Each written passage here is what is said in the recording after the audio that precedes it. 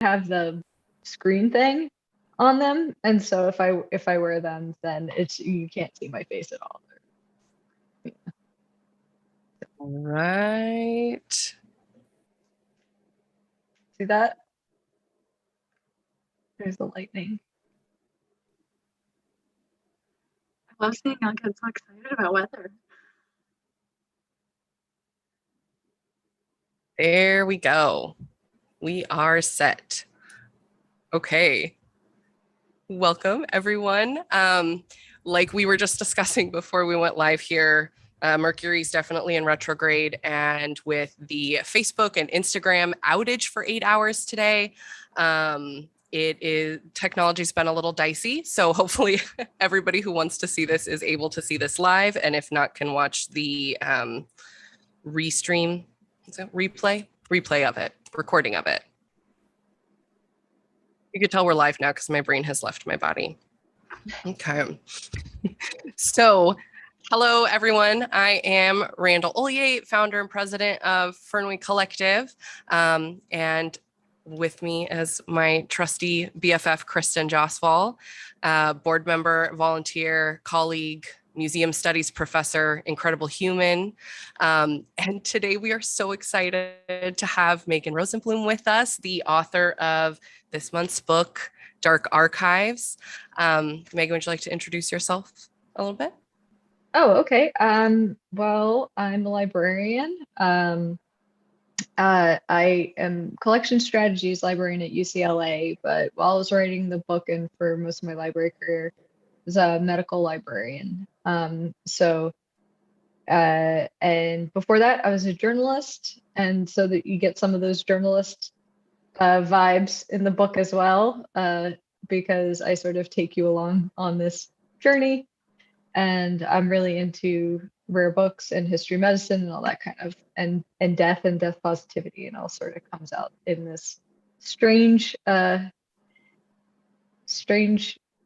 tale, I guess, true tale of the book, which is Dark Archives, a librarian's investigation into the science and history of books bound in human skin. So I wanted to make sure I wanted to find a cool title that was kind of memorable and that I could have a hashtag, but then I wanted to make sure that the subtitle, that you knew exactly what you're getting into, that there was no surprises. You were either hear that subtitle and think, yes, this is extremely for me, or no thanks. And so I think it does that job. It definitely does that job. And that's exactly what drew us in. Kristen and I are big, I want to say dark tourists, but I had an experience really similar to yours when you talked about visiting the Jack the Ripper Museum and being really confronted with not just the mortality of the victims, but also like just having that empathy hit, like, and losing that clinical gaze, as you classify it in the book. Kristen and I visited the Lizzie Borden bed and breakfast and stayed the night there in the room that the stepmom was found in. And I had such a tangible physical reaction to being in that space that I never had before when we had done dark tourism stuff. And it honestly, it hasn't stopped me, but it has changed my perspective. Instead of being like interested in the murderer for psychological reasons or the classic true crime obsession, to really feeling empathy for the victims in a way that I hadn't before. And it made things more real to me than just like a spooky story, I think, than I had been seeing it before. Yeah, I could totally see how that would happen. Like, you're sleeping in her room, so it's like you could literally kind of put yourself into her shoes, and then suddenly she's not some spooky story. I mean, most of us don't recall her name off the top of our heads either. We remember the murderer and not the victim, right? And so, or the alleged murderer. Sorry, she was acquitted, wasn't she? She was acquitted. Let me not. She did it though. She did it. Yeah, I just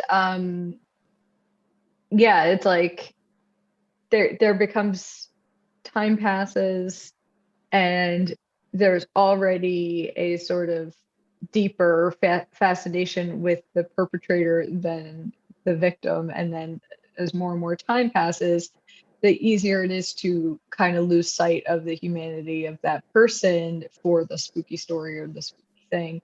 And yeah, I could see how being there would like kind of jolt you right back into that. I mean, I had a number of experiences like that during my travels for this book, as some of them didn't even make it into the book. So because they weren't like on topic enough, but it just so happened that I was in London and walking around and going to that one park that was this sort of early modern church that got blown up during the Blitz of World War II.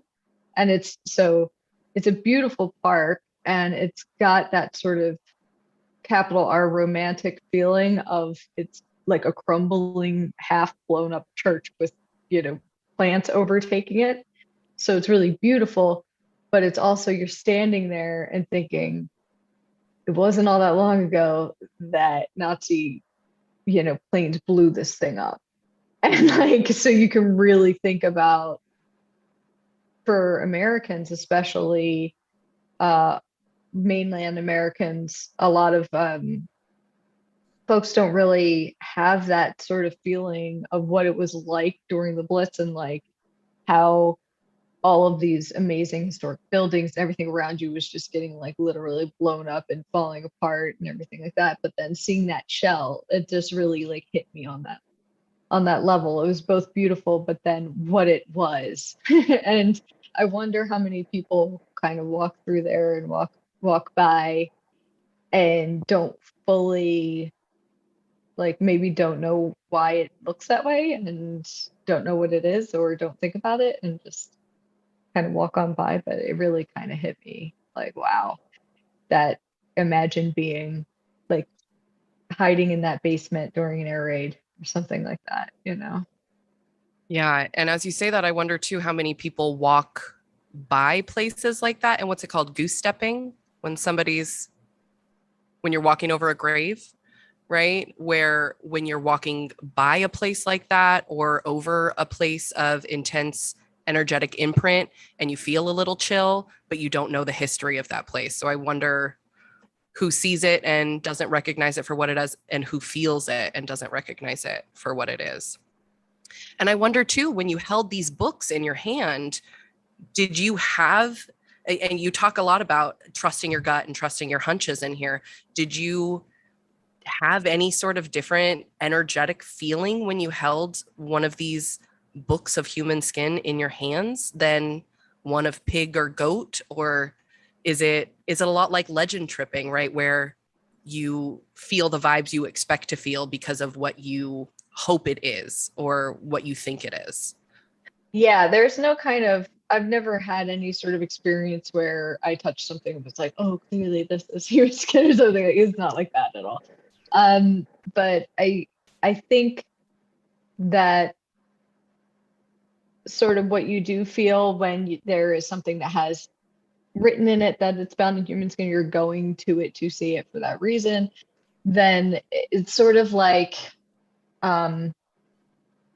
more, well, keeping on the true crime, thread, it would be more like how they talk to the serial killer's neighbors and they're always like, oh, he was such a nice boy and never kept quiet, kept to himself, blah blah blah. I mean, that's pretty much what these books are like, because they don't look creepy. There's nothing announcing themselves, right? They are just there were some folks who were like, aren't you going to put more pictures in the book? And I only put one picture of a human skin book in the book. I mean, there were people who, like, right up to the end were like, we need to add more pictures. And I was like, okay, so I'm going to go through the whole permissions process and the whole photography process for a bunch of brown squares. That's what you want. That is really going to compel people or make them feel more connected to these. I was like, I don't think so. They're pretty boring looking. Like, that one is a more attractive looking book. There's obviously application of human book art skill going on that book, and that's why I Skull and picked it. bones. Yeah, there's like cross knuckle bones, there's some onyx, there's gold, there's all this like interesting stuff. The other book, I mean, of course I find them still interesting, even though they don't look creepy. And some of the ones that look creepy are actually not, they're sheep, you know? So sometimes people will, as you might imagine, my email inbox is something else. And, and you know, people are like, you know, my grandfather's book just looks like really creepy. And I'm like, it's probably sheep. Probably just a sheep that got stained, like, you know, you got some coffee on it. It's like you can see some follicles, so you're like, ew, you know, that kind of feeling is what people tend to expect. But I think it's actually creepier to not like the fact that they look like any other book is, and that they have this like dark secret is actually creepier than a book looking a certain way or something like that. So, Kristen, you might say these books are like homicidal maniacs. Yeah. They look just like everyone else, right? Well, it's so funny because like when we think about these anthropodermic books, right? I guess in pop culture references, you get the Necronomicon from the Evil Dead franchise, and you know the Hocus Pocus book that Winifred Sanderson has, and so it's always like stitched, and there's an eyeball or some face or something, and you know. So when you actually see that the book that you post in your book, you're like, wow, that's inconspicuous. Almost. Yeah, and the one that's in my book is a little bit more decorated than most. Like a lot of them are just plain old leather cover, and if it was on the shelf with the spines out, your eye would just glance right by you and even notice it. And that's kind of, yeah, that I think that's creepier than the like eyeball and the, you know, whatever. It's interesting though that when you were talking about the sort of, you know, feelings of energy and stuff like that, of things feeling like, oh, there was something happened here or something like that. I never miss the opportunity to recommend my friend Colin Dickey's book Ghostland, American History and Haunted Places. Ooh. It's super excellent because he goes through this, and it's not like he's saying I believe in ghosts, I don't believe in ghosts or anything like that, but it's more about the reasons why we may associate a haunted, creepy feeling with a place, right? So there's this idea of the German, this German idea of being an unheimlich. There it is.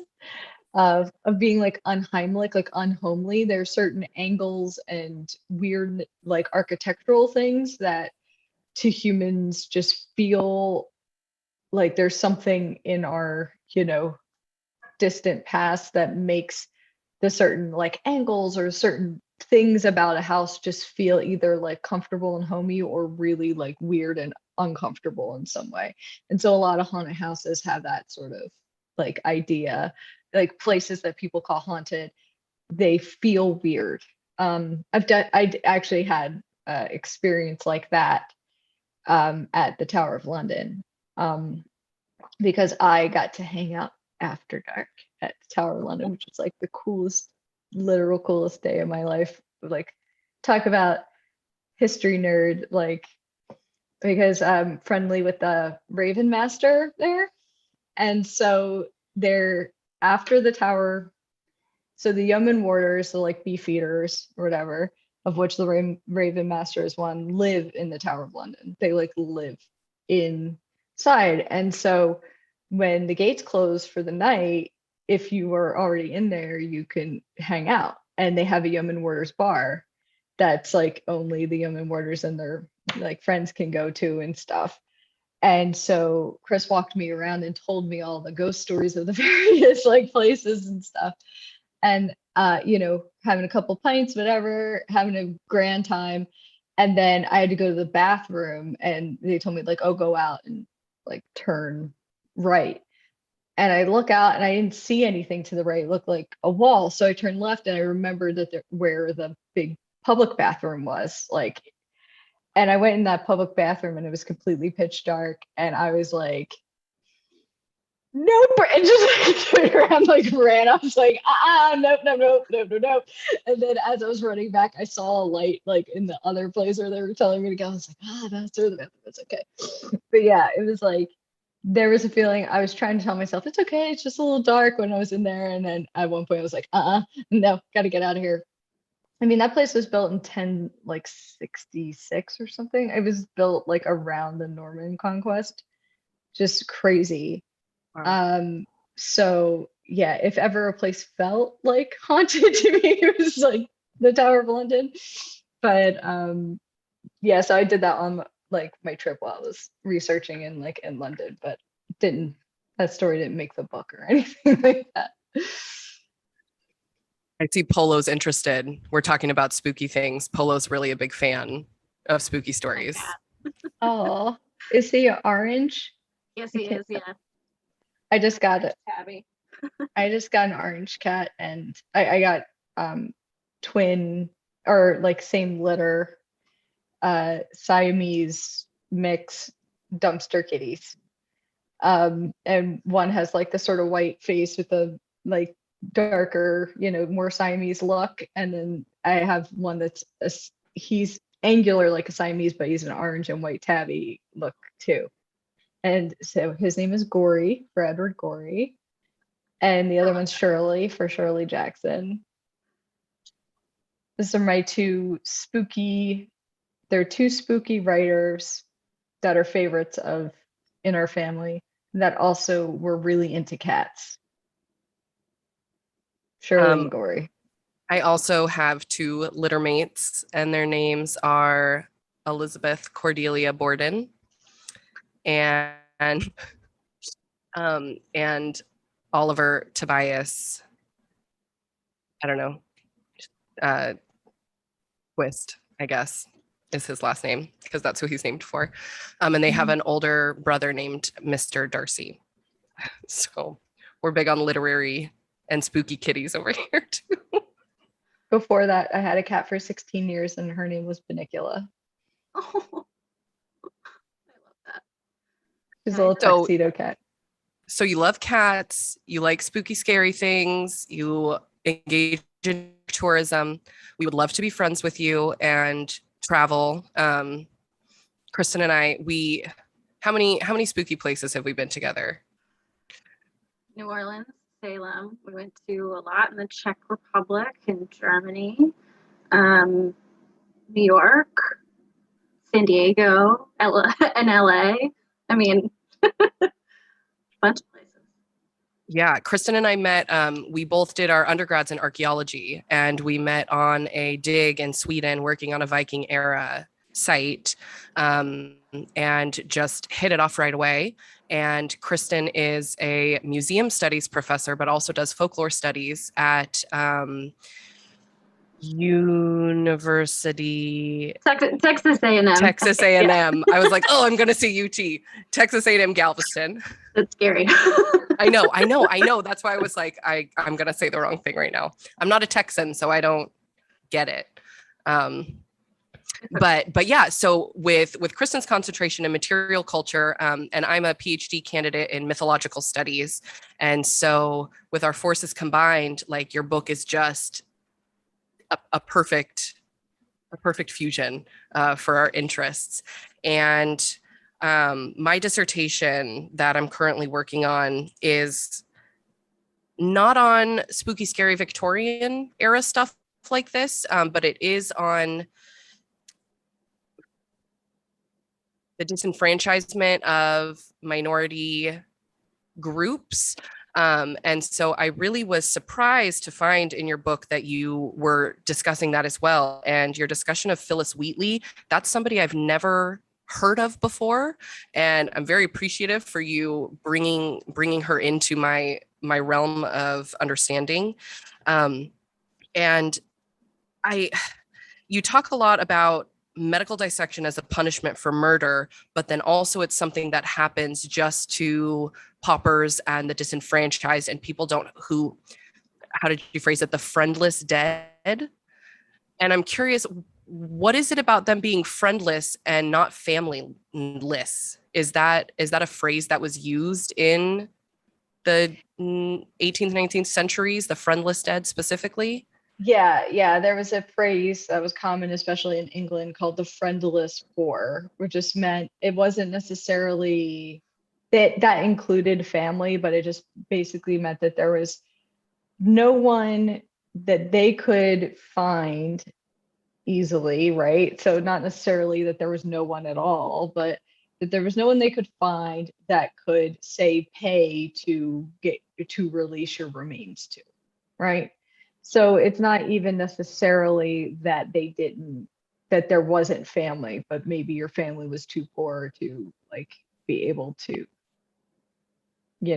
take your remains home and give you proper burial and stuff. And so there's an interesting, I over the course of a couple chapters, I talk about it from England, the English perspective from England, but it wasn't all that different in America. And then in America, they kind of started doing similar laws to England once they came up with the Anatomy Act of like 1832, which allowed medical dissection of the poor, because before that there were various restrictions, like really hard restrictions on who could be dissected. There was no such thing as donating your body to science or anything like that. That's a really pretty relatively new phenomenon. So, and there was it was illegal for a long time. So a lot of the early anatomists, there was this sort of looking the other way sort of thing in Vesalia's time and stuff like that, where people would just kind of look aside, bodies would disappear, and then people would dissect them kind of under, cover of night on a certain level, or, a lot of the public might not have access to the medical schools where people were doing this kind of thing. So it just sort of was not really widely known that they were doing this kind of thing. But then at one point there was a law, the Catholic Church had said, okay, you can have like 6 bodies a year or something like that. It was a really, really small number. And I'm really surprised the Catholic Church would support this in any way, with the body needing to be intact for resurrection. Yeah, so they made like a small concession at one point to the medical profession, but in general, that was the idea. And that was also why it was really seen as horrific to your average person about being dissected. Like the idea of donating your body to science would be completely crazy to someone back then, because if your body was taken apart in some way, and also back then in those like Western cultures, people didn't do cremation or anything like that. It was all whole body burial, not embalmed, but like whole body burial and stuff like that. In hallowed ground specifically. Because the idea was that you needed to have your entire body, so that when the physical actual resurrection came, that you would have that body to go to heaven with or whatever. So yeah, it was a pretty, there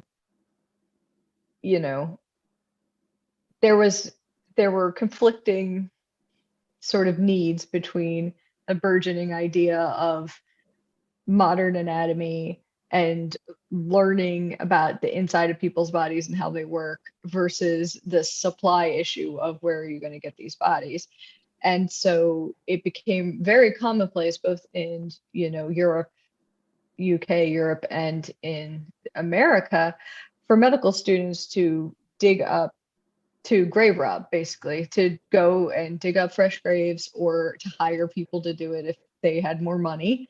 And they call those people resurrectionists, and they would go and dig up a fresh grave of a body that hasn't really started to rot yet, and then take it to the anatomist and do that. Well, as you might imagine, people were pretty horrified at that idea. And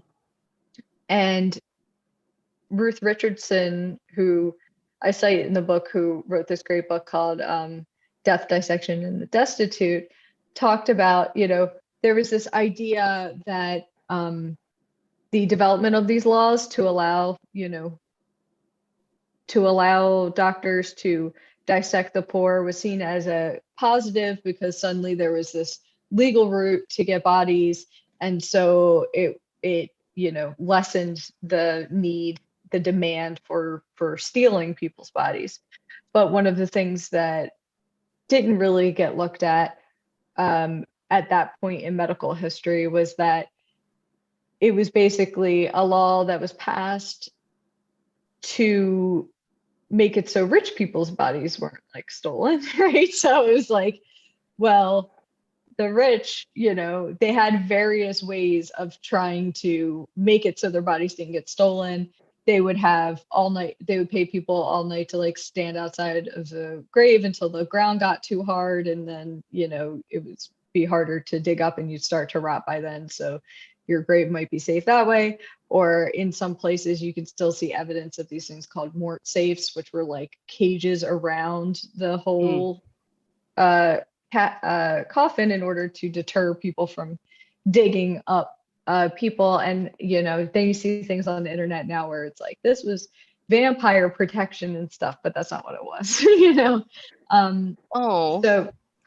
So when they made it legal to dissect poor people, it really mostly benefited the rich, but it also kind of, in the popular mindset, equated poor people with murderers, because murderers were the bodies that were allowed to be dissected, because if you were a murderer, your crime was so bad that you got extra punishment, because capital punishment, like killing people for crimes, you could be murdered by the state for like theft, for things that we today would be very surprised to hear that someone got the death penalty for something minor like that. Like a little more in line with like Hammurabi's code kind of style of law. Yeah, it was just like, the criminal justice system was just, especially kind of heinous. Yeah, I mean, I actually used the word heinous in the book. And I caught that in your book, and I was like, yes. But you didn't say especially heinous. You said like it enticingly. You used a different E word, but I was like, oh, that was yeah. So I close. did. I did say something about like, in order for murder to be seen as like particularly heinous or something, but it was definitely a Law and Order reference. There are glad, because that's instantly what I thought of when I saw it. See, there are a few little Easter eggs like that in the book where, if you know me, or you're a word nerd or like a punster or something, you may like pick up on something. There's my favorite one, which was an accident, but like was so good.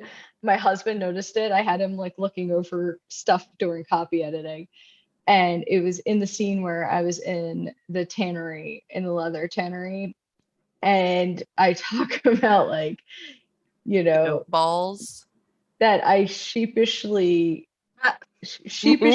ducked my head into. There was like 4 animals. Animal references in a row. In one sentence. It was like a sheep, a duck, a fly, and a whatever. And he's like, "Did you notice this?" And I was like, "No, but that's awesome, and I'm definitely keeping it." He's like, "Are you sure?" I'm like, definitely sure. Yeah, and speaking of that tannery, I can't even begin to imagine the scent associated with that. And this is going to sound really weird and dorky, but I kept thinking of Danny Tanner from Full House, and how that last name, probably came from England and probably was a tanner back in the line. And he's so obsessed with cleaning and scrubbing and making sure things don't have any scent. And I'm especially interested in surnames and how those regionally are assigned. And yeah, every time you said tanner and gross smells and gunk under your feet, it just made me laugh a little bit. Yeah, it's so funny. I'm still like, personally offended that I did not get a Keds like sponsorship out of dropping the Keds like thing in the book, because I ruined a pair of Keds at the tannery, and I'm just like, y'all can replace those if you want. We can do a deal, but surprisingly, no dice. Yeah, What? They it don't want to was. be associated with human-bound books and goat testicles? Yeah, that they That's that really they shocking don't, to me. that it's seen as a slight on their product that the gummy soles could be ruined in like goat effluvia on a ground on the ground. But yeah, that maybe if I said, wow, I was stepping through goat balls all day and my cats just held up so great and they So didn't great. smell. It was more of They an kept my feet clean endorsement. and dry. Yeah, maybe that would have been better, brand association or something. I don't know.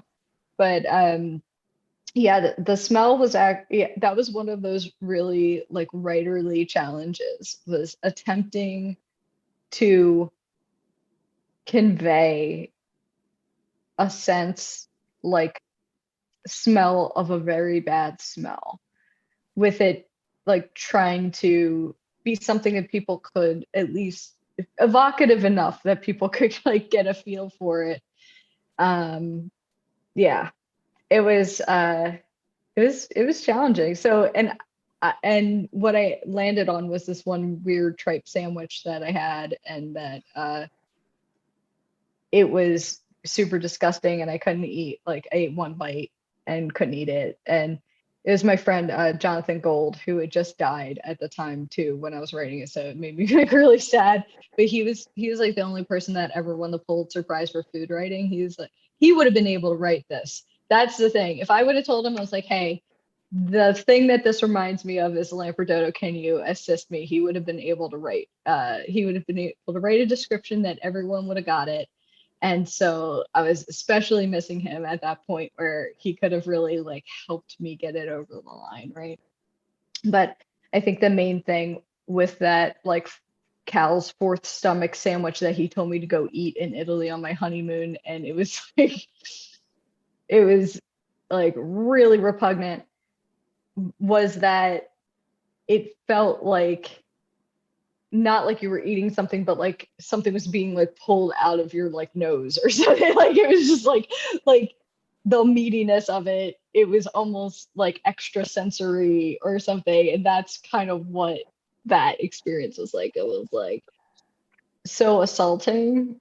Um, and especially because it was funny, because I walked in and I'm like, oh, this isn't that bad. And then I turned my head, it was like poof, like it hit me in the face. So it was just like there was a momentary like, oh, no big deal. Got this. What's everyone talking about? Yeah, and then it's like it was pretty crazy.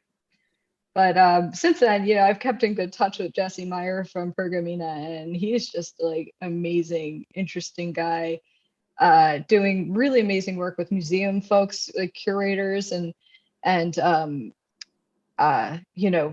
making this parchment that's historical, using historical methods that don't really exist anymore. Mhm. And so that people can learn things about conservation and stuff like that, to be able to like, would this tear? How would they have gone about making this? What side of the skin is it? Was it, split? Would you use like baby animals? Would you use grown animals? All these like really cool, interesting things. So kind of doing some like applied historical archaeology. Yeah, and sort of type. reverse engineering crafting methods that got lost, like, manufacture and stuff that got lost over time, because these were apprentice trades by usually like illiterate people. They weren't writing down instructions for how to do it, right?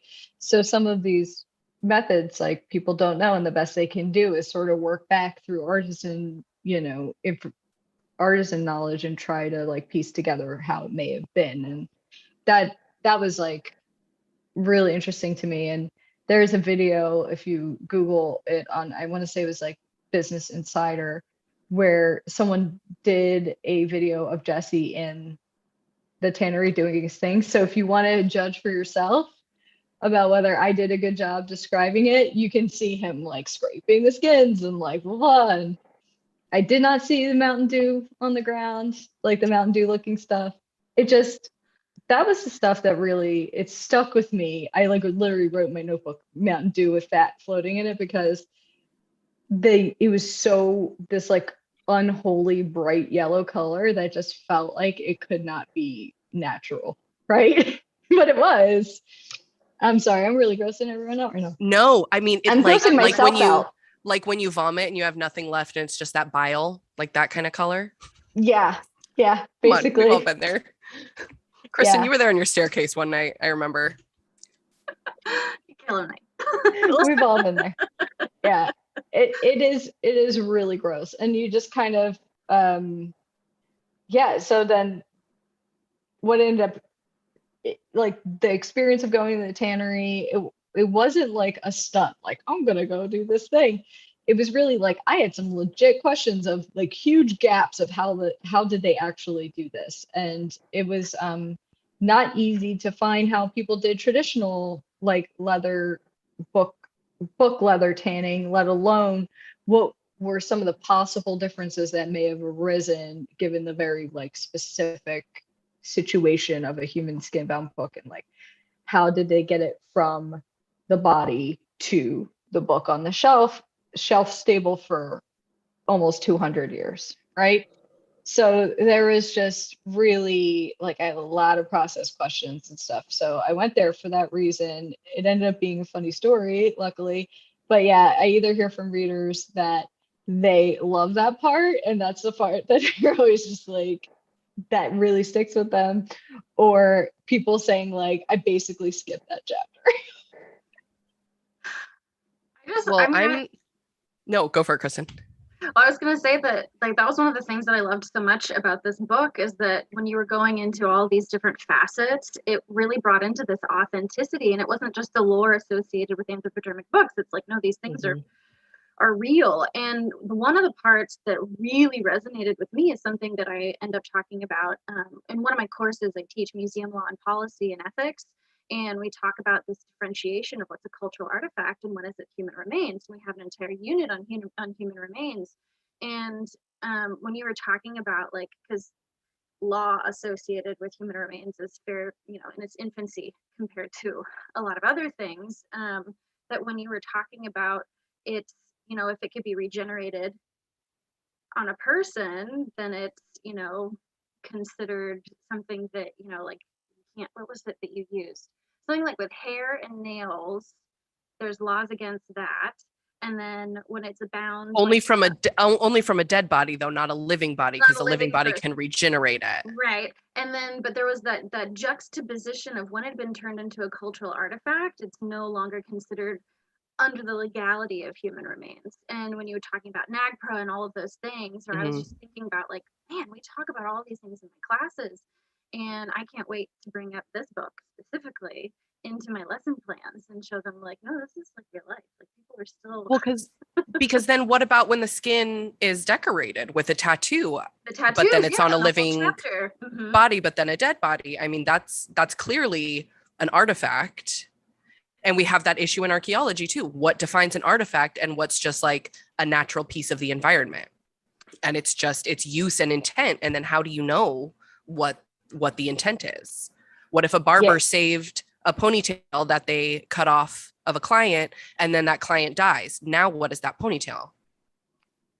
Yeah, exactly. So the legal stuff, I got really into it, and I wanted to make sure I got it as right as I could.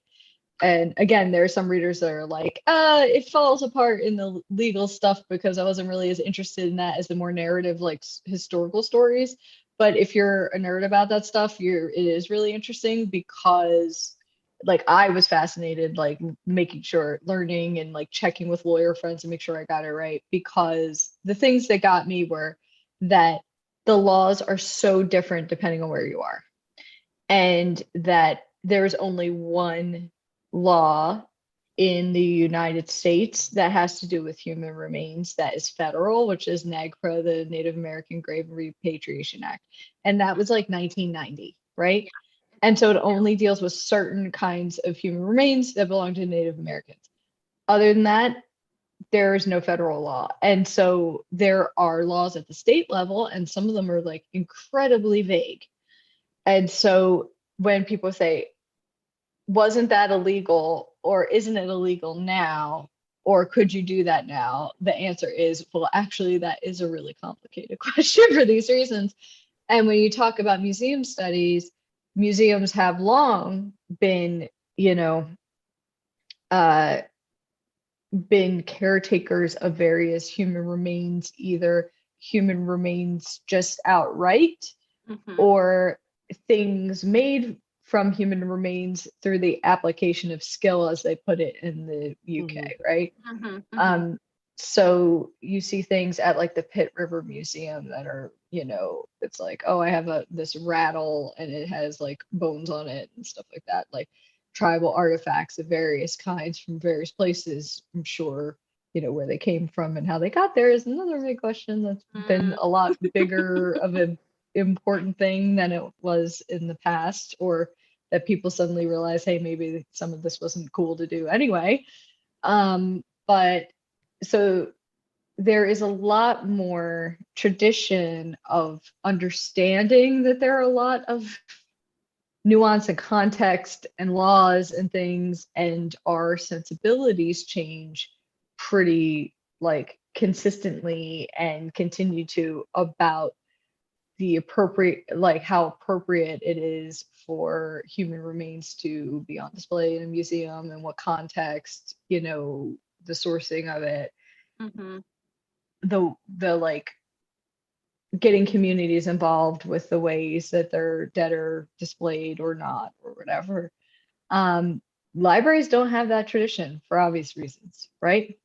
So the closest thing that so the human skin book is in this like kind of netherworld in a certain way, and people choose to treat having a human skin book in their collection, it is really tends to be case by case and institution by institution. Some places are really like would prefer that people didn't even know that they had an alleged human skin book, and don't want to talk about it, want to downplay it.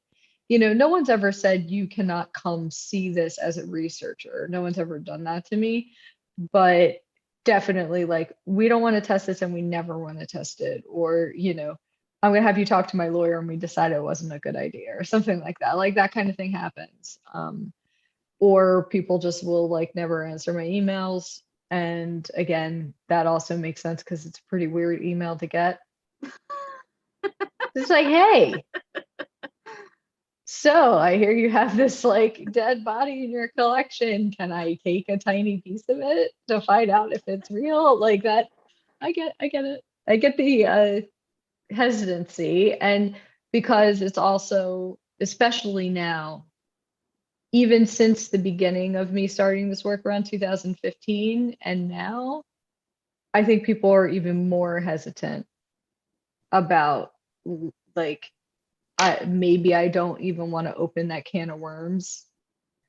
Maybe I don't even want to go there, because if I find out that it's real, then I'm going to have to do something, like make some sort of decision. And what if I make the wrong, decision from a PR perspective or something like that with the thing.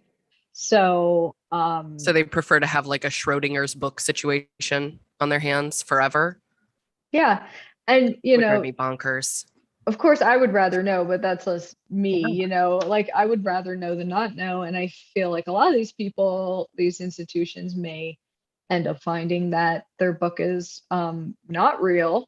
And then they have, okay, so now this thing's an interesting artifact in a different way, because this is like, did the person who wrote found in human skin inside, which is usually the way we find out that there's an alleged claim to something, is really just a handwritten note. What, like, how do we know when it got written in there, by whom, and what their intentions were? And so for a lot of folks, I bet it's just a just a case of it being there was a story attached to the object, and they wrote it down at some point in the object out of good faith, believing it, because why would someone tell a story if it wasn't true? And so wrote it in there so that they could find it. They were looking for it, like, oh hey, FYI, next librarian, this is the one that's found in human skin. And other people, I think, did intentionally, purport books to be bound in human skin when they weren't. And the provenance issues, like the provenance with books is often a lot less complete than provenance with objects you may find in a museum. Makes it a lot harder to know the full history of the creation, and then all the lines of ownership too. Which is why it's just so mind-boggling to me that people, like, whether the institution publishes that information or not is totally up to them, but why they wouldn't want to know, even from like a conservation perspective. Like, if you're doing something, I'm sure leather is leather from a conservation standpoint, but I mean, even just like the sacral significance associated with it, if that's a thing for whatever culture that book might have come from, like, you would think from an object or like a cultural heritage management standpoint that they would want to know. Yeah. And I think that, maybe again, that is another difference between library land and museum land. Maybe. That they're not really thinking to that level of, the cultural heritage, like, standpoint. I mean, I know special collections, they have lots of, like, and conservation and everything. But I think that, again, the lack of familiarity with how these issues intersect with the idea of something being human remains, I think, is a big thing. But yeah, it's I thought the legal stuff was super interesting, and when you talked about tattoos and stuff, there's a whole chapter in there which was really I talk about some historic and current tattoo preservation, because to me that was the closest thing that was actually happening right now that would be akin to what, like, could you buy a book in human skin today kind of thing. That was the closest thing that was culturally, like, prominent enough that there were multiple people who were doing it or wanting to do it, and companies that were attempting to do it. Because now, I mean, if you think about it, anyone who's really alive today, almost none of those people would have had any sort of tradition or value associated with fancy book binding of any kind, right?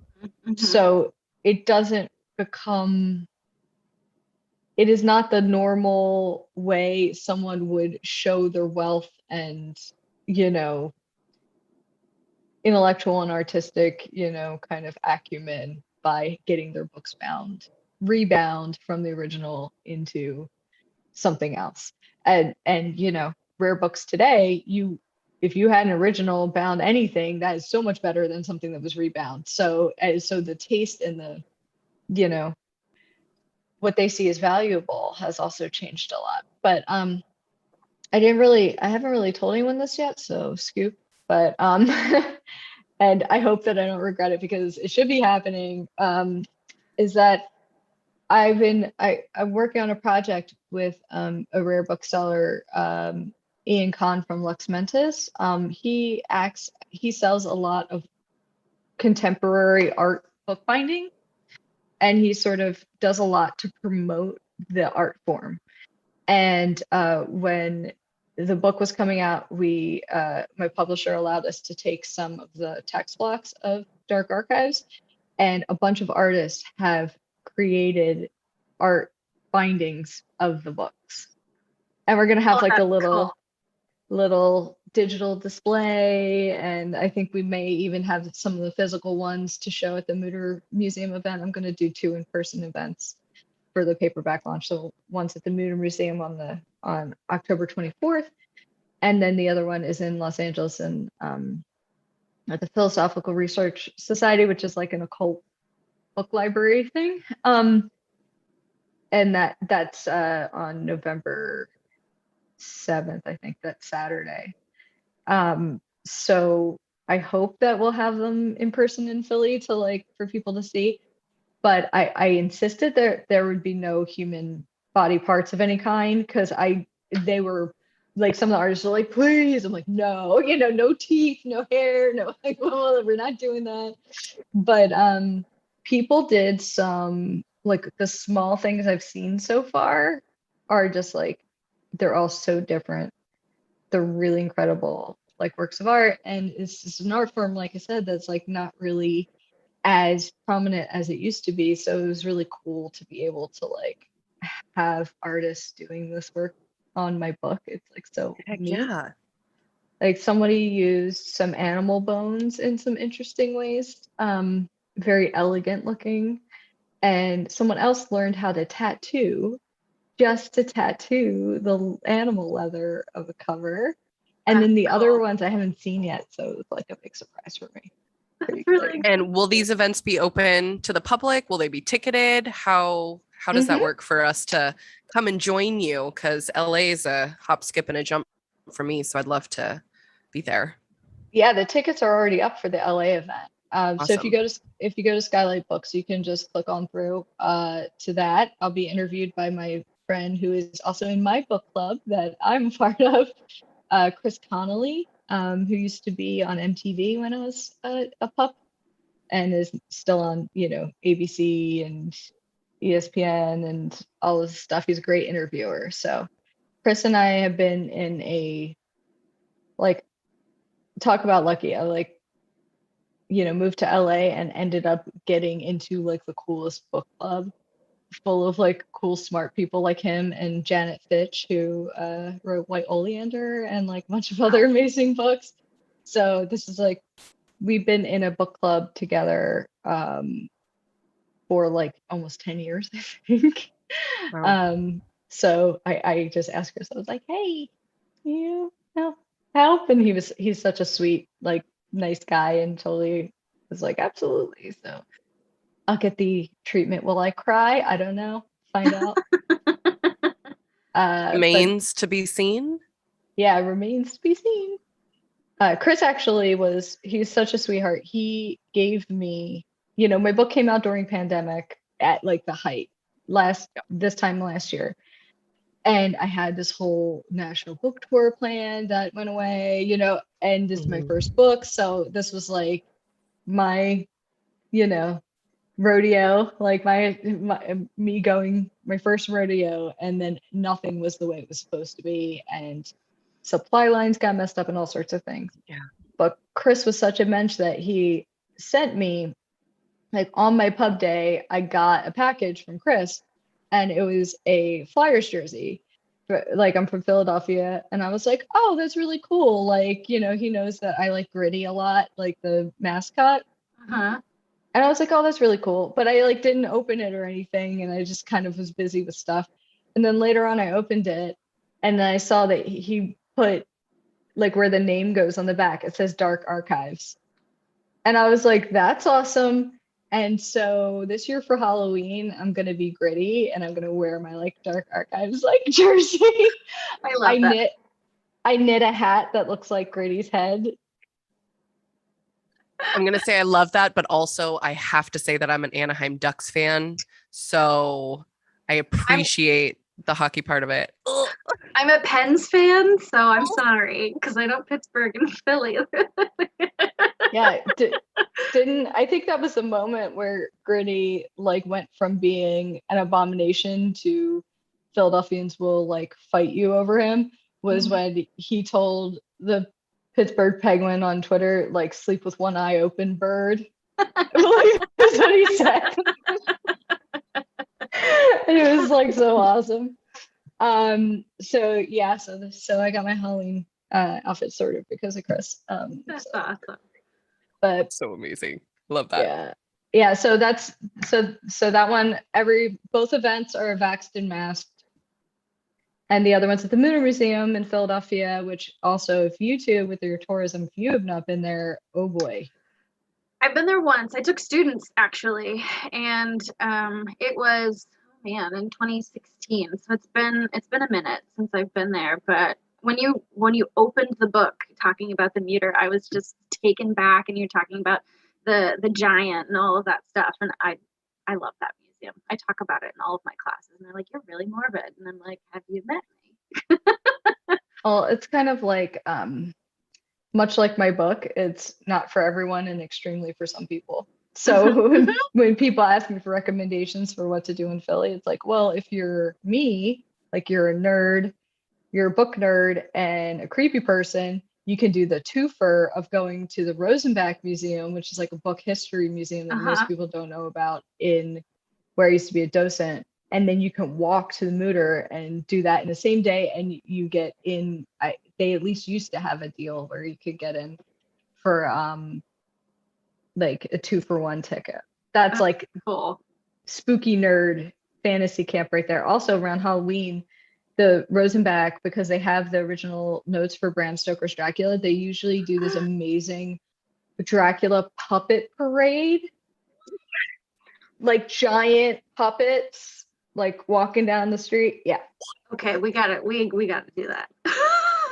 So here's the deal. Kristen and I are both relatively new moms. So we haven't been, between that and the pandemic, we haven't been traveling the way we used to in our youth. Yeah, me too. Yeah, me too. I mean, I was pregnant when I sold the book. Wow. And, congrats for getting all that done with pregnancy brain. Right. I still don't know how I did it. Oh my gosh. Oh my gosh. That's I'm really glad that's not that I did it. Nowhere short of a miracle. I mean, I'm glad I did it before pandemic. Like, I'm glad that those three things didn't. If those three things were happening at the same time, that would have been no way. That book would not exist. And I would have just given up and be like, maybe I never want to write anything again in my life. Like, that's probably what would have happened. Because sounds like my dissertation right now. Oh God, I have so many friends who are like, my dissertation's on like, it's like 10th year, you know, and like, you know, it's just, I get it. But the book took a year longer than I thought, because I had a newborn and was like writing the book and everything. So for some reason I thought I would be able to make that make sense, and it didn't really. And then it was a crazy experience. But the mom brain thing, I learned a very valuable like lesson, which is I always would like record from my old journalism days. I always recorded every interview I did, right? Because people come back and they're like, I didn't say that. And I'm like, yes, you did, right? Like, you always just have to be just like, have the receipts, have everything just in case. And you also don't necessarily know what you're going to use. So I transcribe the whole thing, and then I can search for things and whatever. But so I always need to do that. I'm sorry, I keep making faces. There's been lightning and my lights have been flickering, and I'm thrilled and also slightly scared. So I hope I don't lose y'all. I have the same exact like feeling right now. It's really complicated. What's happening? Because anytime it rains, it's like my serotonin goes up like 20%. I'm just like thrilled beyond measure. Yep. You see my face, my whole demeanor has changed. It's like I'm alive. Like, what was I saying about the transcription process? Sorry, the transcription of your interviews. What I did not do, because I used to think I had a good memory, which is now gone forever, is like, now what I do is when I'm like walking around the tannery or the whatever, I'm talking to myself into my phone. Or if I can't do it at the time, like recording it, then I sit in my car. Like, so when I went to the anatomy lab and, witnessed the dissection for myself, I went back to the car. I was like still in like breastfeeding mode and everything. And like, I sat in the car and pumped and just like told myself everything I could think of, the smells, the light, the like blah, blah, blah, like every single thing, because you will forget that. You will forget it. You don't think you will. And you'll have this like deep, strong mental image of something that is not real.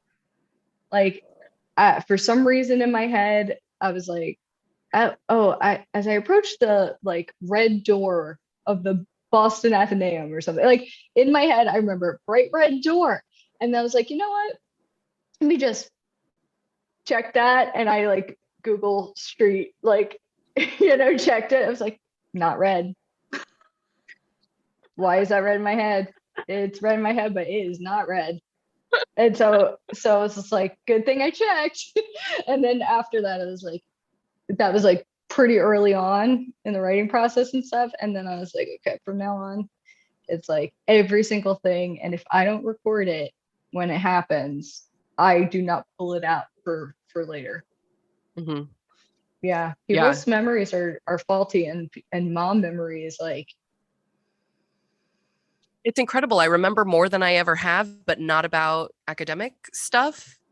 When I was pregnant, I had to tell all my students, like, when I was like 8 weeks pregnant, because they were all like, something's really wrong with you. Because like I would be like dropping the whiteboard markers out of nowhere. And then I'm like groaning to pick them up. And then I'm like, oh, okay, so today we're going to talk about those things. Like, what are those things called? They're like in the desert and they're like big. And like, we're talking about that country today. Come on. And they're like the pyramids in Egypt. I'm like, yes, those ones. Yeah. It's like, I used to think I was an articulate person. And then, yeah, the recall is, that stuff is real. And I think that it's actually also prolonged because of pandemic, because we're in this like total like survival mode. And when you've got the hormones also of being a new-ish parent, you're even more like tied into that sort of thing. That yeah, like just finding bandwidth and stuff, and memory and all of that. So I'm trying to give myself the grace I would give someone else, because I don't do that. I'd just be like, when people are like, what's the next book? I'm like, there's a tumbleweed just going through my head. It does not, there's nary a thought to be had, doesn't exist. And I'm trying to be like, that's all right now. That's all right. Luckily, I haven't, knock on wood, I have a full-time job with like benefits and stuff.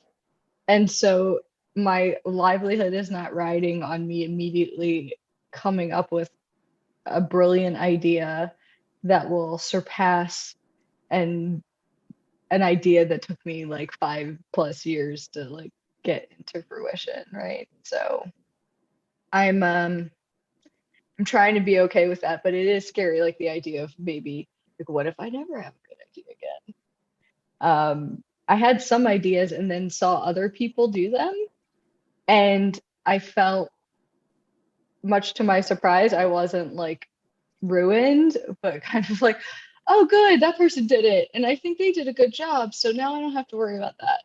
It gives you the permission to not engage. It's like, good for you. Also, you did some work during pandemic that there was no way I was going to do, so enjoy your success with that idea that I also had at the same time and couldn't. And that's what's so scary about academia. Like, when I came up with my concept paper for my dissertation and I started like really digging into research, and I'm like, shit, I just found an article that does my entire dissertation in 2 pages. Now what? Now what do I do? Now what do I do? But there's always like a new angle and a new take and some like, right, our individual voices that we contribute to academia. And I really appreciate that. And is there really any other research as comprehensive as yours? Is that a weird question to ask you? I mean, obviously you want yours to be the best, right? But right. I mean, on this topic, like, especially as a librarian, I felt like I had to come correct. Like my bibliography is pretty thick, if I do say so myself. Of course, like every once in a while on a call, I'll get someone was like, well, I can't believe she didn't mention this thing, in some country where I'm not on the ground knowing about that stuff. And I'm like, okay, well, yeah, maybe something in the future, or you could write an article about it too. That's totally cool,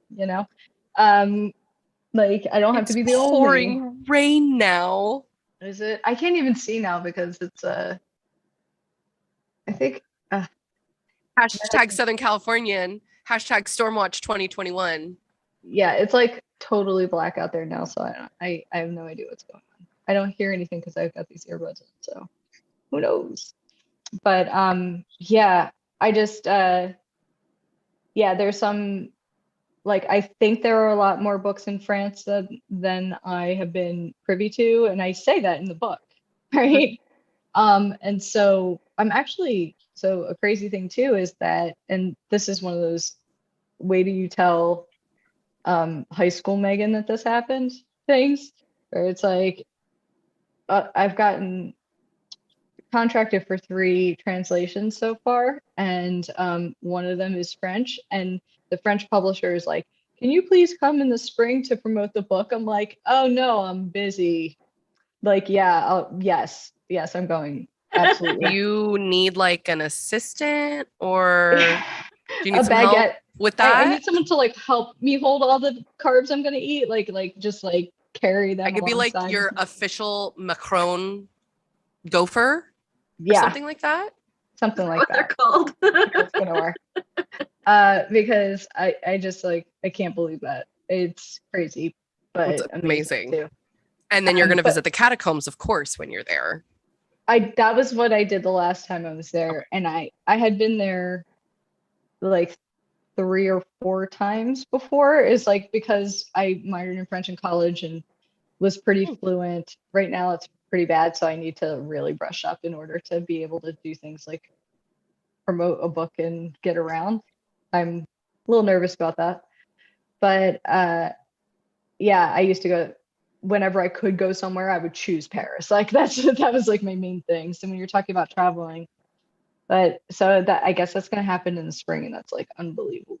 But in terms of post-pandemic, kid is vaccinated time, my main thing that I really want to do is a Dublin and Edinburgh. Ooh. So I wanted to go to Edinburgh. There's a whole chapter about Burke and Hare Mhm. in my book, and I during that trip where I was in London and stuff, I tried to make Edinburgh happen, but it didn't work out. Like the museum was under renovation where it was and stuff like that, and then the timing, I did not allot nearly enough time to get up there, and I was really, really bummed about it. And so I really, really want to go to Edinburgh and also have that sort of experience of walking through those wines and closes, like those little streets that they have, because some of them still exist. That they were like Burke and Hare were walking down the streets with bodies in a tea chest, like taking them to Surgeon Square. And I have again like this picture in my mind of what that must have been like, but I really want to feel like be able to see and feel what that's like. And then Dublin because I'm a big James Joyce fan and stuff, and I want to go to Trinity because it's like my dream library. It's that big Great Hall in Trinity. So that's my big post-pandemic travel hope. And that's so wild to me, like bringing that up. I was wondering, I'm like referencing my notes here now. I was wondering, when did doctors take the oath to do no harm? When did that start? Because it seems like if they're just, who was it, Knox, just accepting bodies with dubious origins, like even though he claimed ignorance, right? He claimed he didn't know that they were killed just for him. I mean, he had to have known, right? Are we allowed to officially take that stance? Or, I mean, you don't have to take that stance, but I'm going to take that unofficial stance that as a doctor or a surgeon, he had to have known how fresh they were, how they were all killed the same way. I mean, yeah, it's it just should have been outrageous. extremely suspicious. And yeah, so I would say, so the idea of do no harm, most people do not know is not actually in the Hippocratic Oath. Of course it isn't. What was that? Hear that? Yes, I heard that. all the way in Texas. There are car alarms going off outside. It's so funny. They're gonna be Like people California's watching showing. this from other places, and they're gonna be like, "Wow, they were really into the little drizzle that they're getting." we have so little weather. For all It's of you extremely outside of exciting. California, if it starts sprinkling here, the freeways grind to a halt. Every news channel says storm watch. I mean, and it's the decent rain right now with actual lightning and thunder. And I'm very glad I'm not on the road, and I'm very glad I don't live in LA anymore. Yeah, the lightning does not hardly ever happen. And well, the reason why the freeways get all crazy is because there's no rain ever, the like oil and stuff builds up on the freeway, and then when there's just a little bit of water, it's like like really slippery and crazy. So there's at least a legit reason, but also none of us know how to drive it. That's definitely also true. Yep, I'm born and raised in LA. Nobody knows what we're doing. The day after the rain is the number one best, because you can go on a hike and actually see things and be like, oh, this is what it'd be like if it wasn't totally polluted all the time. Clears the smog. Yeah, it's like, wow, I can see that far and that much detail on that mountain or whatever. And the only, actually, when pandemic lockdown started, that first week that happened, and you could, because no one was driving, you could see what it would be like if we didn't do that. And it was pretty chastening, I would say.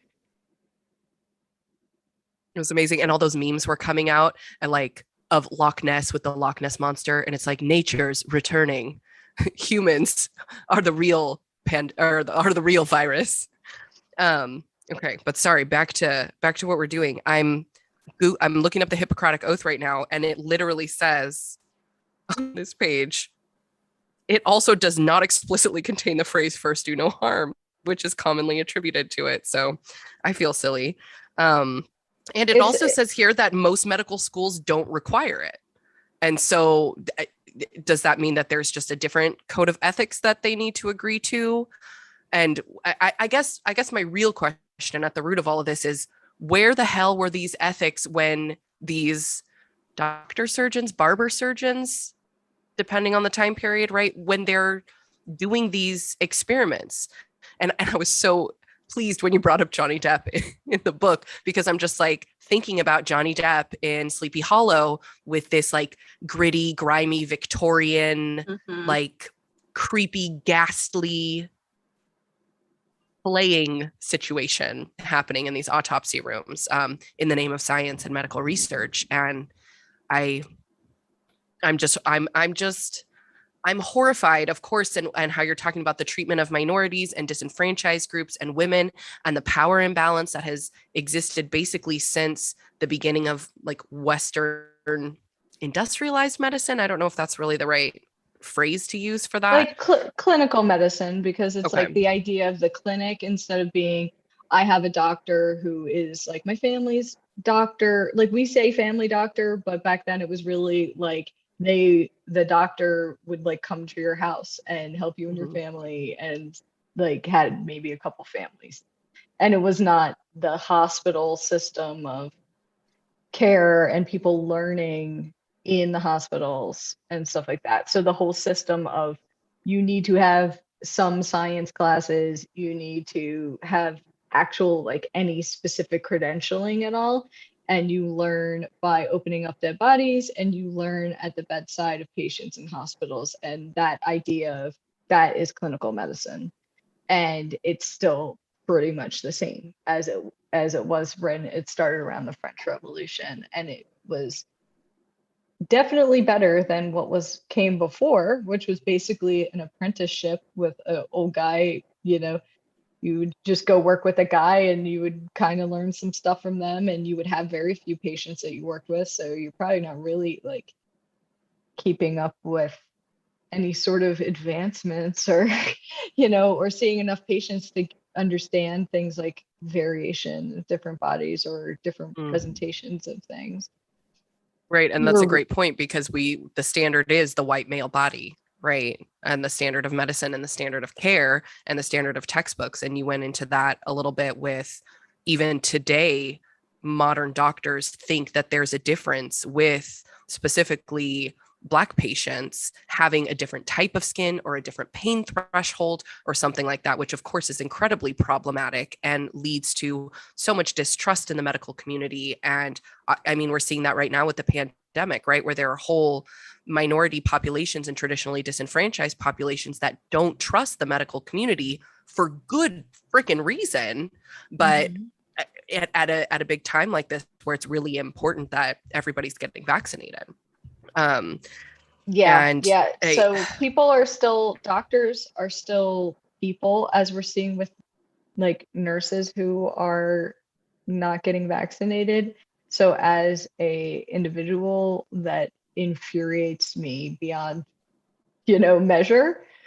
But I also kind of understand how it could happen, even though you want to believe that someone went to nursing school and understands the reasons why it's important to get vaccinated. I mean, also for their literal safety, but also, knowing, deeply understanding how germs spread and things like that, and how safe vaccines are in general. And, you administer them all the time, that kind of thing. But those nurses are still people that come from a certain community and have certain, are hearing different, things. And then they're also on these online like echo chambers. And that is unfortunately for some people overriding the evidence-based medical training that they got. And it's a horrific thing. So I'm glad that there is finally evidence-based medical training is a relatively recent phenomenon, as well as germ theory, right? Kristen, like when we were in Prague, I believe it was, and you were talking about the white coat that you borrowed, and I was thinking of this specifically. When we were in Prague, they talked about how nobody trusted doctors who had clean aprons because that meant that they weren't busy or that they didn't know what they were doing. So the bloodier and grosser your apron and your hands were, the better, because who would wash their hands before something? You wash your hands after you get them dirty. Well, they wouldn't even wash their hands after, too. Recently. So poor Semmelweis got, there was one guy, and he came up a whole lot, especially at the beginning of pandemic, where people are like, please just wash your hands. This is how you wash your hands properly, which is just wash your dang hands. People were bringing up examples from the history of medicine of pandemics, and also from of hand washing, and like how we learned that about the importance of hand washing. And there's this guy, Ignaz Semmelweis, who was telling doctors, hey, you need to be washing your hands. And people just laughed in his face constantly. And he ended up in an institution, like died in an institution, was like disgraced for telling people you need to wash your hands. And the doctors was like, just like gaslit by the whole medical community and drove himself insane.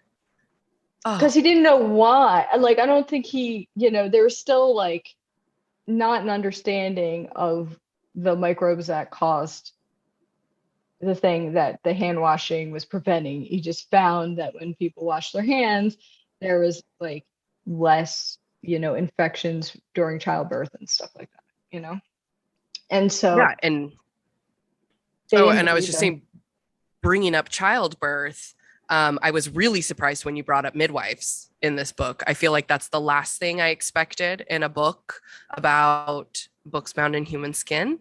Anthropodermic bibliography. Bibliophagy, right? Bibliophagy. Shit. And I really personally connected with that. I had my child at home with a midwife, with a team of midwives, and that just seeing you trace the roots of when women were pushed out of this space and this practice, and the oral generational knowledge that had been passed down in these communities was pushed out for the men to take over and take ownership of this space was really powerful and very, like I said, unexpected in this book. And I really appreciated that. I don't think I had a question. I just wanted to tell you I appreciated that part of it. Well, the reason why midwifery comes up, which is always something I've been kind of interested in, because yeah, people have this idea of, oh, midwives are this weird hippie thing that people do now, but it was actually, that was the tradition that got, clinicalized, and that men came into that space that they weren't there before. And in order to kind of like really take over that space, there was a sort of character assassination of the old ways, right? And even some people say, oh well, like, everyone knows midwives are witches and stuff like that, which is just, which makes me trust them more, I'm gonna say. It's so funny. It's like the ways that our cultures change and who our like monsters are and stuff. Do you remember there was a big vampire thing for a while, and then there was a big zombie sort of contagion thing, which is not happening right now, but it's the witches right now. It's the witches right now because women, and it's not like they're the monster, you're like team witch. Is what I'm like. In general, people are like, yay, witches.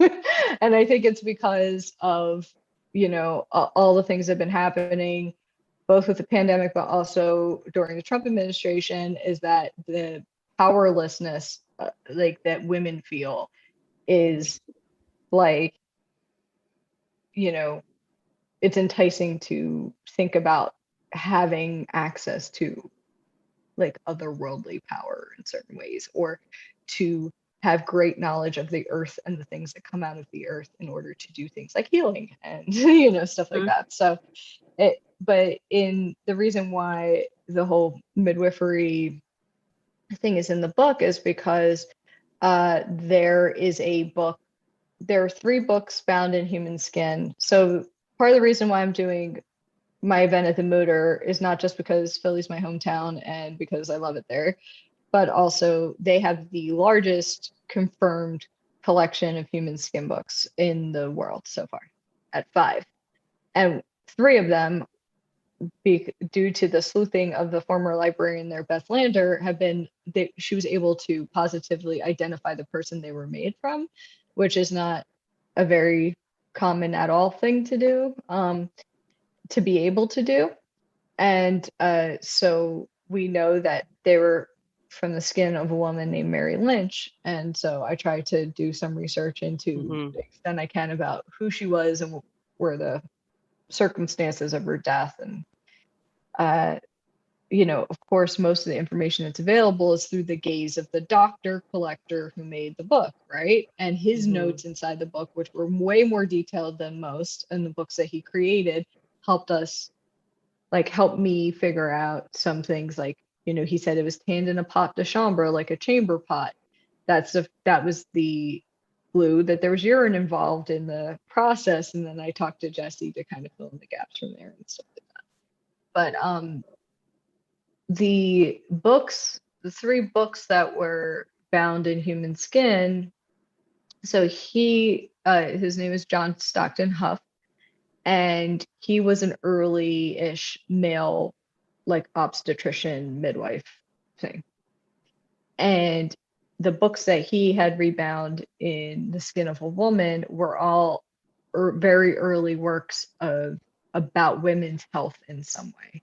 And one of those books was actually written by a woman in 17th century France. And she was like a star midwife and a really unusual figure in history of medicine. The fact that she wrote her own book and it was published in multiple languages and everything like that at that time period is really, really unbelievable. But she also ended up being exiled in disgrace because she stood up against. But that response, yes. I was like clapping when I was reading that. I was so just seeing her spirit and her her just like not giving a fuck attitude about these Yeah. men and the patriarchy and this crap, like, and knowing that she's gonna fall from her social graces because of it and doing it anyways. I mean, that's just it's so honorable. Yeah, so her name is Louise Bourgeois, which was also the same name as a modern artist, so people get really confused. But she was, yeah, so she wrote the book about birthing babies. And then, but that's not the one that Huff found in Skin of a Woman. It was this like later book that she wrote in exile that was sort of more like a home remedy, general like oleo sort of book about, things. And she wrote that while in exile and disgrace after she got kicked out of court for stepping up. She was attending the birth of a princess and she died. And then the court physicians and surgeons blamed it on midwife, but the midwife was like, they said, maybe you left some placenta in there. And she was like, oh, no, you didn't. Actually, this woman had peritonitis and you all should have known that before. Like, this had nothing to do with me. And they basically like kicked her out of court, and that was the end of her illustrious career. And so it was the thing she wrote in exile is the thing that this relic of the like, or not relic, but sort of,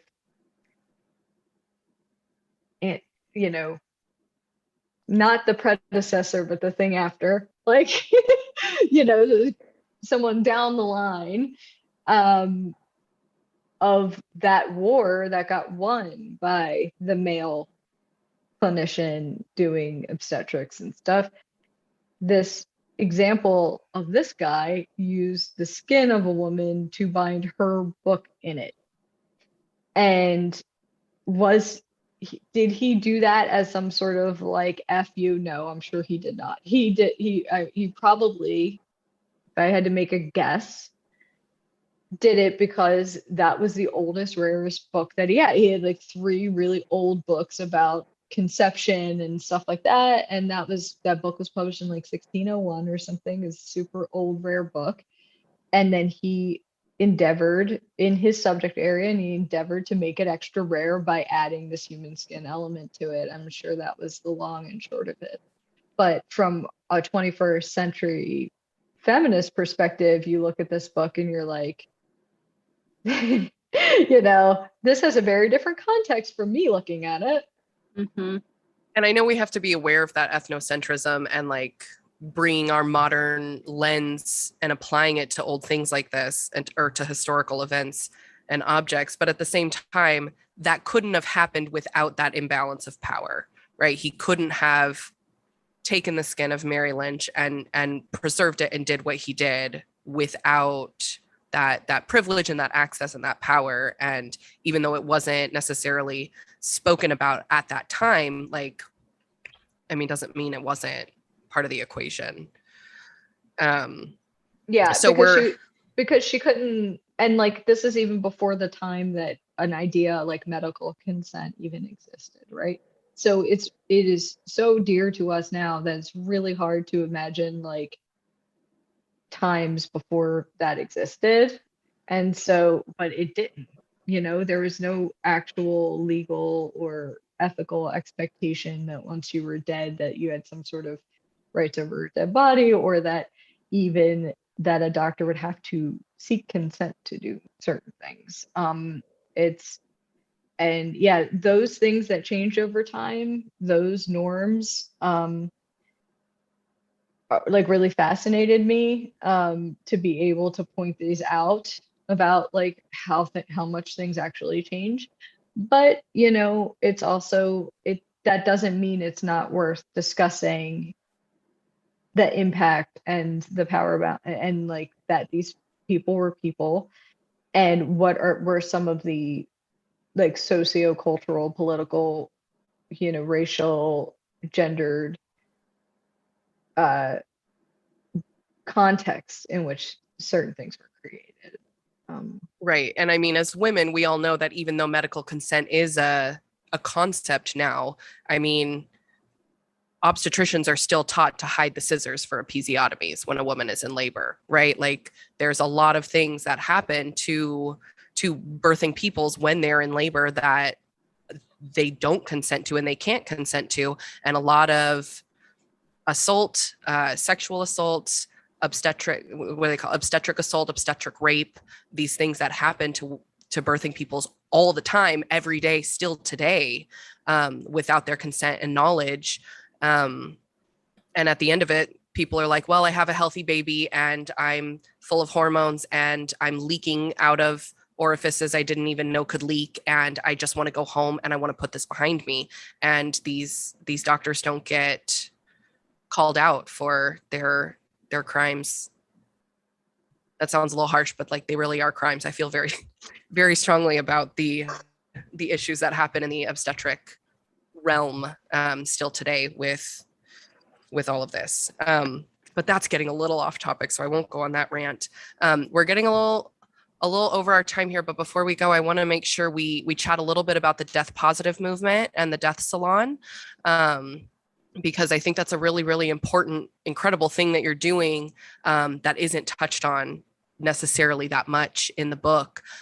So most people I know of a salon as a place where you go to get your hair and your nails done, and not necessarily as this meeting and exchanging of ideas that we have in like the classical academic sense. So could you speak on what your death salon does and what the death positive movement is? Sure.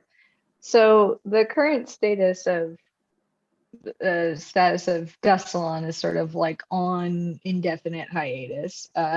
We went on hiatus before pandemic, and then after pandemic, it was sort of like, oh, I'm so glad we didn't have an event in the works, because our events are not the type where it's like, oh, you have a little event or whatever. This isn't all singing, all dancing kind of, not literally, but like it usually took a year to plan. It was more like a conference than, but so it sort of walked this line between having, it was like multi-day, days and nights, different events. There would be lectures, and then also like various art performances and things like that going on, social events, stuff like that. It was like people would take vacation to like go to it and stuff. It evolved over time into that, but it was really like great experience where we basically would get together like academics, artists, writers, death professionals of various kinds, like morticians and death doulas and hospice workers and all sorts of folks. And we get them all together, and then they would explain things about their work or tell stories or something like that for a general interested like lay audience. So they had to be able, the people that I would like curate and stuff, we had to pick people who were doing interesting work that we thought was death positive. And I can explain what that is in a sec, but doing interesting work, but also able to translate it to regular folk that were just generally interested. So not someone who was so in their academic like zone that they couldn't speak American, and so that was it was great. We did like 8 of them in different cities around the country. We did one in London, and has forged many friendships and bonds and future collaborations with people and stuff like that. It's pretty great. But the reason why we went on hiatus was that it started, we were really, really popular in a certain way, where it was like, I would do all this work to like set the thing up. We were like doing all this work to secure venues and doing the whole thing. And then we would try to keep it small enough that it still felt relatively intimate. So it was somewhere in like 250 to 300 person, range.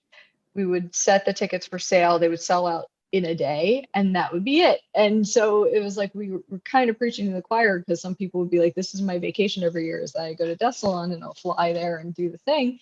but like, are we really bringing this information, this important information, and this like mindset to people who would otherwise not access it? And we had to charge some money because it was pretty expensive. We insisted on paying people, and we had these like nice places and experiences You and would pay stuff. people for their academic expertise and their Yeah, time. just as I really just a appreciate small, yeah, It's just a small amazing in honorarium to academia. be like, I see you, that you like came here and did this, you know? So yeah.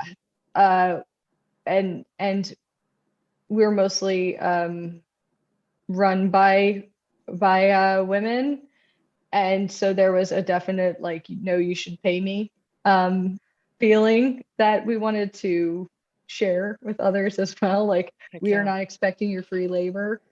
But it wasn't, you know, I don't know. It just was, we were trying to walk the line between being affordable and also, you know, all that stuff. But so there are a lot of people who could never like leave their city to go to this thing, or, you know, also just if it sells out in a day, how many, you know, it's like How going to be the accessible same is it? people. Right. Yeah. So that's why we're like, well, let's see if there's a way to keep the spirit of a salon, of an exchange of ideas, and, you know, the artists and the practitioners and the academics all sort of learning from each other in this way that is like opening up conversations. So the idea of being death positive is sort of like sex positive, where it's an understanding that almost everything around death is like culturally relative, and what we see as normal is very much a product of our time and place of where we come from.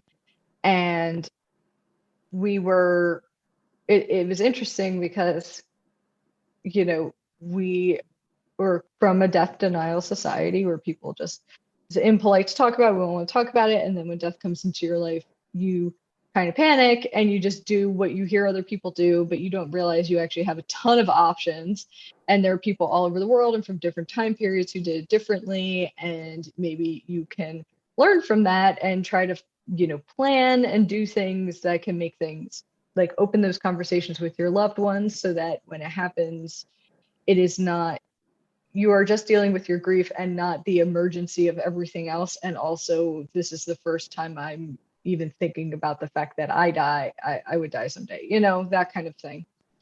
Yeah, and it's so weird in our society. Like, from a mythological studies perspective, we don't have prescribed rituals, we don't have prescribed mourning rites. Like, we're a nation of immigrants, right, with all sorts of different cultural backgrounds and practices, which means that we don't have any of that. And I have felt that so often. I put some pictures behind me of some loved ones I've lost while we're having this conversation. And my best friend died when I was 21, and I had no idea what to do with myself. And that I feel like that's so important for all of us to talk about and to have these conversations, because it's like, how many days is it okay to cry for? Am I allowed to take time off of work? How much is too much? Like, there's just no prescriptions in our society, and everybody, it feels like there's a lot of judgment coming when we have our own authentic emotional reactions to the deaths of people around us. And speaking of tattoos, when my grandmother passed a couple years ago, I tried to save her tattoos. I had heard of this, but there wasn't an active, the first one you mentioned in the book was defunct by the time my grandmother had passed, and she had consented to it. But when she was at UCLA actually, and I asked them, I said, could you like harvest that skin for me? And they were like, that's not a thing that we'll do for you. Yeah. You can talk to the crematorium. So unfortunately, those tattoos are gone now. But people thought that was weird and gross and inappropriate. And what would I do with it? I would hang that on my wall, and what would people think? Right? Like, we just don't have any of that. And the first time I heard of this death positive movement was on the Ologies podcast that you mentioned. You're friends with Allie Ward, and I know you've been on that show as well, which is fabulous. Anyone who hasn't listened to Ologies with Allie Ward, please do. She is phenomenal. That was the first time I'd heard of the death positive movement, when she did her thanatology episode. And the idea of a death doula and somebody to hold your hand through that process and to be next to you while you're crossing over. We tend to associate all of these things with religion. And for those of us who don't have religion, then what do we have when we pass? And I really appreciate the conversations that are being had about this. And I hope Death Salon comes back in some iteration soon, because I would love to be involved. Yeah, it's in some ways I like desperately miss it, and in the other ways it's hard to like imagine having that bandwidth again. To just to like be able to pull off something like that. But there's plenty of death positive stuff out there now. And so there's so many like awesome books and different organizations and all sorts of things. And Caitlin Doty, who's coined the phrase and is the mortician who started, who does Ask a Mortician on YouTube. She, her channel has 1.6 million subscribers. That's just like, just goes to show you, there's a ton of interest, right? So it's funny, after years of like Caitlin and other people doing this work, and Cole and stuff like that, doing these work, and people are like, are we really in a death denial society? Because there's so many books about this and blah, blah. It's like, yeah, now Right. there is. It's like there wasn't before, and now there is. But then once pandemic like really sunk in, then you see the death denial like come back around, right? Because people And are there's like, I don't such a want to huge think need about it. for I it right can't now. I can't deal with it. Let's not talk about it right now, because no one has the bandwidth to think or talk or deal with it. With the fact that we lost 700,000 people, like And that's why not, it's so traumatic, because we deny it, because it happens behind closed doors in these sterile spaces, just like birth does, right? It's no longer in our homes right in front of us with our family members dying in their beds with us at their bedside, right? Like, sorry, I'm getting a little fired up about this. I encourage everybody, especially if you are at San Diego State University, there's a great professor there, Dr. Rebecca Moore, who was my mentor there and incredible in the religious studies department. She teaches a class called Death, Dying, and the Afterlife.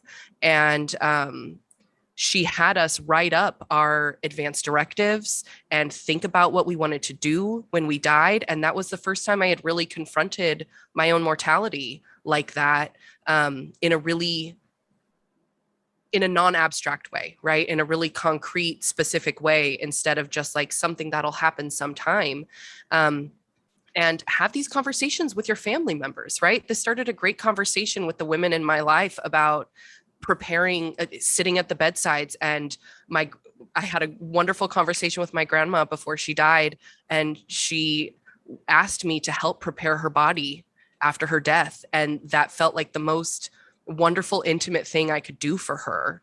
And it was just so beautiful, but so incredible to be able to have that conversation before she crossed over and before she was necessarily in danger of crossing over, and to know that we had that understanding and her consent, right? That it would be her family member helping handle her body instead of just these strangers in this back room on a slab that she's never met before. Yeah, so what you find, or what I've found anyway, is like, if you ask someone like, what do you want done with your body when you die or something, people are like, oh, what? Oh, I don't know. The normal thing. And then if you talk about it for even 5 minutes, suddenly there's an incredibly specific set of instructions or desires or whatever. And they're not necessarily the things that you would guess. And so if you have that conversation and, have it continuously too, because sometimes preferences change or things change or new things become legalized, because that's part of the death positive movement too. We've been legalizing like different new disposition methods and stuff like that. Human composting and aquamation, which uses water instead of fire and stuff. We've been, actively getting those legalized in various states, so people have more options that are eco-friendly and and you know, more appealing to people than the traditional like methods. So, you know, you have those conversations, you find that out, then when the time comes, if you are able to do that thing for your grandmother, or you know, well, I chose this, even if it's a big old embalmed Catholic like funeral, that like grandma wanted that, I did that. There's no questions. Like that's not a thing that's in the back of your mind. Did I do the right thing? Did I blah blah blah? You know what needed to be done, you did it, and so there's no anxiety around that. Mm. And then you're really just, and you're not having the self, I've never thought about my body being dead in any real way, and I'm having a complete existential crisis about it because so and so died. So you're not having that self-directed freak out. So then you're actually just missing that person, and you're able to be like present in the loss and not giving yourself timelines and things like that, because maybe you read Megan Devine's book and you know that all that is horseshit anyway. Like that, there isn't timelines in there. And like, I know that these are the cliche, like worst things to say to somebody when they're grieving. So I'm not going to say those, like just but in general, I like we're way over time, but the more So enjoying this. I don't want it to stop. the more you find is like the more you talk about this stuff, it actually improves. Like it is the opposite of depressing. You actually, it's like a lot more psychologically healthy, and it is easier to avoid like that emergency like thing. So as a control freak, anxiety person, being able to find locuses of control within the chaos of around death and dying and the ultimate uncertainty of when that's going to happen and to whom and when and in what way, like finding your ways to control by like, I'm going to do my advanced directive. I want to update it because now I have a kid, or I changed jobs, or I got divorced, or, there's so many things, so many life changes that you would then want to update your like wishes. Or now human composting is legal here, and that's awesome, and I would rather do that than what I was going to do. But yeah, like doing that stuff gives you control, like some small elements of control, Yeah, and it's that really can be really empowering. comforting. Yeah, and empowering. That's the other thing too. It's like not just having things happen to you, but being able to express consent and wishes, and making sure you have the things set up legally and with loved ones to make sure those wishes are actually like carried out to the extent that they can be. Yeah. I will say I was very close to both of my grandmas, very close, and we had all of these conversations in advance. I was with both of them when they passed. I brushed their hair. I mean, I cried and it was sad, but I sang them out onto the other side, and that was such a special thing for me. And after it happened, I felt so much peace. Even that same night, I didn't feel like I needed a funeral. I didn't feel like I needed mourning time. And I really think it was because of having these conversations in advance, knowing their wishes, knowing they were okay with what was happening to them, and being able to be an active participant in their passing in a not murdery way. That felt like a weird thing to say, but an active participant. And it was just so beautiful. And I can only hope that that kind of message can really spread, that it is possible to have a peaceful transition when so many of these unknowns have been named and discussed and the taboo removed. Right. And it's also, you mentioned that like the transition away from religion for a lot of people leaves a hole there. But if you are engaging with these ideas, you can find your rituals that are meaningful to you, like brushing your hair, washing a body, whatever. And I don't mean appropriating other cultures like things, but you can learn like what the realms of possibility are. How long can you keep a body in your house can I have a home funeral? Yes, you totally can, in like most situations. Like, so then you're Like, you able can't to, bury a body in your backyard. right. Not in Especially the state of California. not in California. The real estate is too expensive. That is Like explicitly against the law. yeah, that's why Michael Jackson couldn't be buried at Neverland Ranch. Well, that's just rude. Yeah, even Michael Jackson couldn't, he's in Forest Lawn. So yeah, it's there yeah, you can make your own rituals that are meaningful for you. And those are the things, like you talking about your grandmother, those are the things you remember. I was able to do this, and that was like meaningful to me, and you assume that was meaningful to them.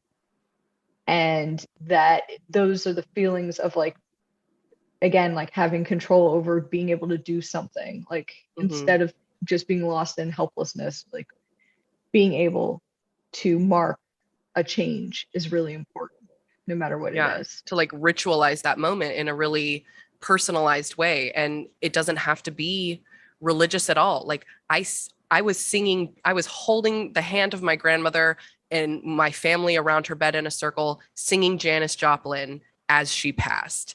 And that was one of the most religious moments I've ever had. And,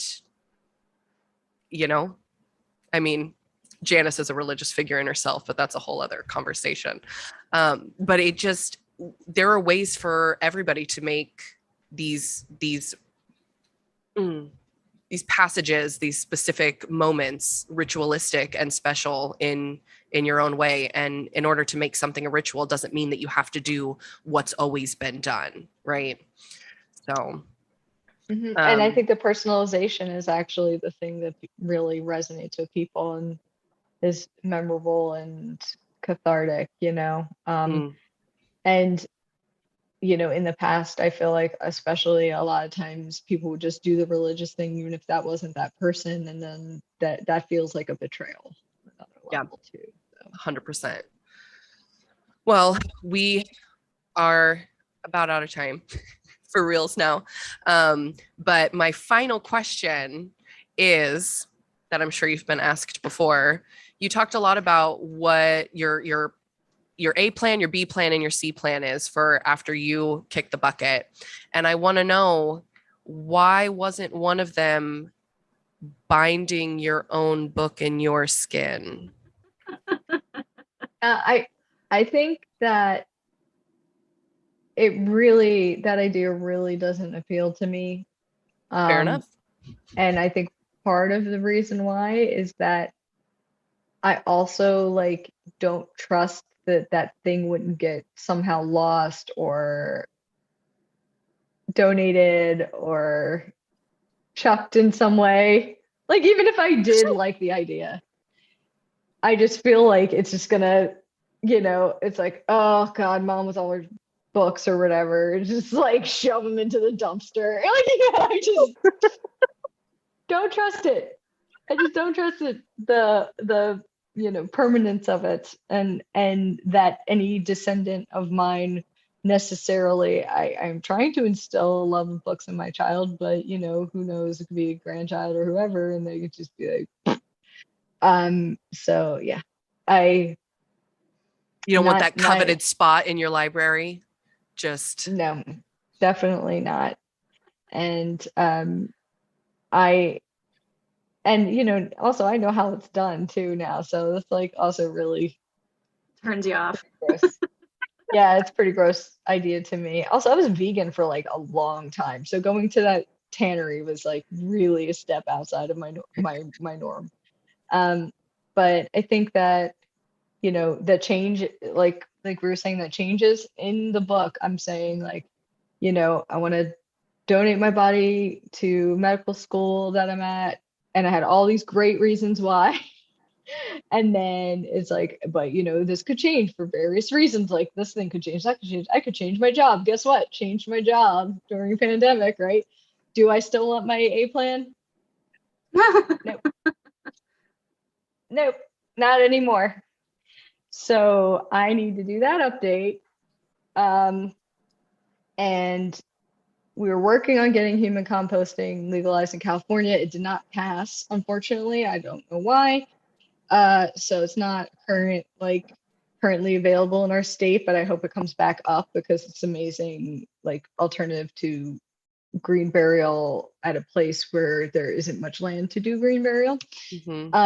So it's a really cool option, and I just really like that. So I'm sort of leaning towards the human composting thing. Very cool. And at least I know the people who do it, right? So I might be able to like swing something, even if it's not my state. Maybe someone like pushes me into Oregon or something. It's like, okay, I don't know, That's close but enough. yeah, close enough for horseshoes or whatever. But yeah, it's like those things change, and also like I still have to update my will and everything because like I had advanced directives, but I have a kid now, and so you have a kid, you have to update that stuff. Everything. Mm-hmm. So I'm a little behind on the paperwork, but hopefully I'll get it together. Yeah.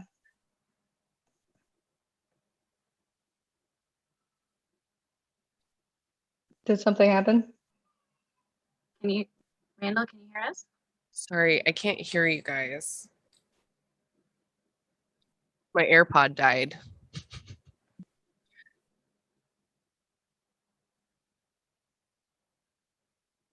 Can you hear me? Uh-huh. Okay, there we go. Sorry. Well, my AirPod died right before we were done. So Megan, thank you so much again for doing this with us tonight and for going over our time. Your research is fascinating. The death positive movement is super incredible and definitely needed. And we will link the event information for your LA and your Philadelphia stuff. LA is November 6th, I saw on the Skylight Books website, and Philly was 24th of October, I believe you said. So we'll put that information there, and we really appreciate you. Thank you so much. Thanks for having me. Yeah, I'll have the information. The Mooter link isn't live yet, but it should be soon. So it's just if you go to meganrosenbloom.com/events, that's where the event stuff is, or you just go to myname.com. There's information about the book and different stuff. So I keep it up to date. Perfect. New things all the time. Awesome. Thank you so much. Enjoy your rainy night and stay warm and cozy in the 70-degree rain. Yeah. I actually have to go put my kid to bed. So